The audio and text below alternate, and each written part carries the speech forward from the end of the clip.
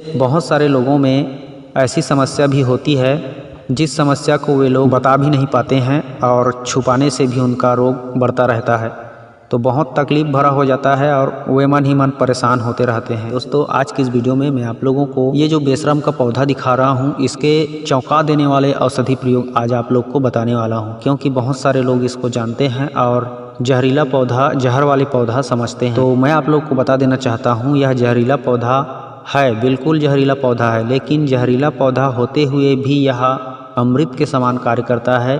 अगर आप इसका औषधि प्रयोग करना जान जाओगे तो किस तरह से इस बेशरम के पौधे का औषधि प्रयोग करना है ताकि यह हमारे लिए औषधि के रूप में कार्य करे, अमृत के समान हमें फ़ायदा दे, तो आज इसी के बारे में आप लोग को बताने वाला हूं। वीडियो को लास्ट तक देखते रहिए और वीडियो की जानकारी अच्छा लगे तो लाइक करें, शेयर करें। हमारे चैनल में पहली बार हो तो चैनल सब्सक्राइब करके हमारे साथ जुड़े रहें, क्योंकि हम इसी तरह की हर एक वनस्पति की हर दिन नई नई वीडियो लाते रहते हैं इस चैनल पर।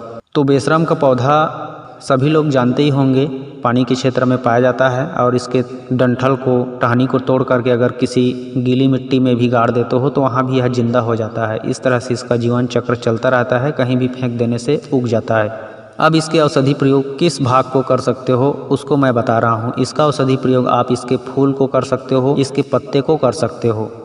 जहाँ तक मैं जानता हूँ ये दोनों का औषधि प्रयोग होता है और इसका खाने पीने का कोई औषधि प्रयोग मैंने आज तक नहीं जाना है। इसका सिर्फ बाहरी प्रयोग होता है जो कि बहुत ही असरदार होता है। अगर आप कभी इसका प्रयोग करने की ज़रूरत पड़े तो करके देख सकते हो। जो मेडिकल स्टोर से आप दवाई खरीद करके लाओगे और इसका जो दवाई मैं आप लोग को बताऊँगा उस दोनों को प्रयोग करके देखना, आपको इसका रिजल्ट बहुत ज़्यादा अच्छा देखने को मिलेगा। इसलिए मैं आज आप लोग को इस वीडियो के साथ ये जानकारी शेयर कर रहा हूँ। ध्यानपूर्वक सुनते रहिए, किस किस व्याधि में इसका किस तरह से प्रयोग करना है उसको मैं आपको बता रहा हूँ। तो जैसे बहुत सारे लोगों में ऐसी समस्या भी होती है जिस समस्या को वे लोग बता भी नहीं पाते हैं और छुपाने से भी उनका रोग बढ़ता रहता है, तो बहुत तकलीफ़ भरा हो जाता है और वे मन ही मन परेशान होते रहते हैं। जैसे प्राइवेट पार्ट या फिर जैसे स्त्रियों का गुप्तांग में इन्फेक्शन पड़ जाना, वहाँ पे खुजली होना, जलन होना, दर्द होना, वहाँ से किसी भी प्रकार का बदबू आना, तो इस तरह के जो महिलाओं के गुप्तांग में हो जाता है और पुरुषों के भी कभी कभी हो जाता है, तो दोनों के लिए यह नुस्खा कार्य करेगा।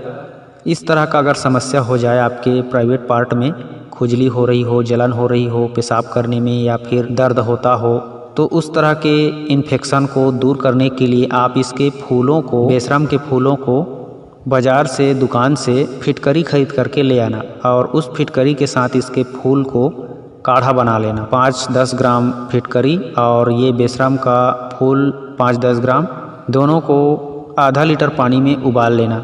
उबलते उबलते जब वह पूरी तरह से उबल करके 1/4 रह जाए, माने 25% बच जाए, तो उसको उतार करके रुई की मदद से या फिर किसी साफ कपड़े की मदद से डुबो करके अपने प्राइवेट पार्ट में लगा के देखना। 1 दिन लगाओगे तो 1 दिन में ही आपको असर देखने को मिलेगा। लेकिन ऐसा नहीं है कि आपको 1 ही दिन लगाना है, आपको हर रात को लगाना है इसे। हर रात को कहने का मतलब सोते समय लगा लेना है और सो जाना है। सुबह आपको बहुत ही ज़्यादा इसका असर देखने को मिलेगा। आपकी गुप्तांग पूरी तरह से साफ हो जाएगी, चिकना हो जाएगा, फोड़े फुंसी, खुजली, जलन सब बंद हो जाएगी, वहाँ का इन्फेक्शन ख़त्म हो जाता है। इस तरह से मैंने देखा है कई लोगों पर प्रयोग करके। अब इसका पत्तों का मैं और ज़बरदस्त प्रयोग आप लोग को बता रहा हूँ। जैसे कई लोगों के हाथ में सोराइसिस हो जाता है, हाथ छिलका निकलता रहता है हाथ का, और उनके चमड़ी का दमड़ी उखड़ने लगता है, चमड़ी में किसी भी प्रकार की कोई चिकनाहट नहीं रहती है, जहाँ देखो फटने लगता है हाथ में, पैर में। तो इस तरह की समस्या में आप इसके पत्तों को और फूलों को दोनों को एक साथ बराबर मिला करके उसे अच्छे से कूट पीस करके बारीक पेस्ट कर लेना। बारीक पेस्ट करने के बाद उसे आप सरसों के तेल में डाल के अच्छे से पकाना, और जब पूरी तरह से वह पक जाए, उसमें जल जाए, गल जाए, तो उसको उतार के छान लेना। और छानने के बाद आप उसमें एक मोमबत्ती ले आना खरीद करके और उस मोमबत्ती को जला करके उसमें टपका देना। टपकाने के बाद उस मोमबत्ती के टपके हुए पदार्थ के साथ इस बेशरम के जला हुआ पत्तों का तेल के साथ उसे अच्छे से मिला करके एक साथ घोल करके मिला देना, अच्छे से घोल करके।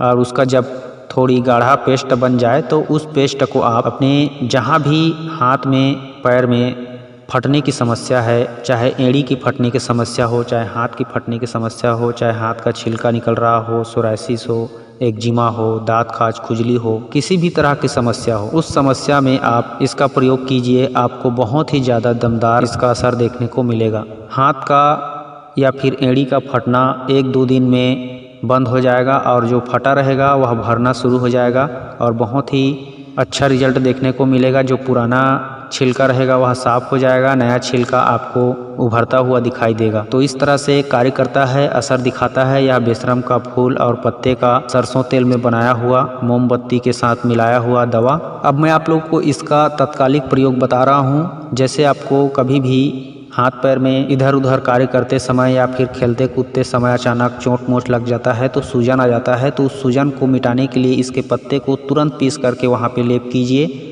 आपका सूजन 5 मिनट में गायब हो जाएगा, दर्द खत्म हो जाएगा। अगर दांत खाज खुजली में भी आप तुरंत प्रयोग करना चाहते हो तो इसके पत्ते को भी सेंधा नमक के साथ पीस करके दांत खुजली में लगाया करो।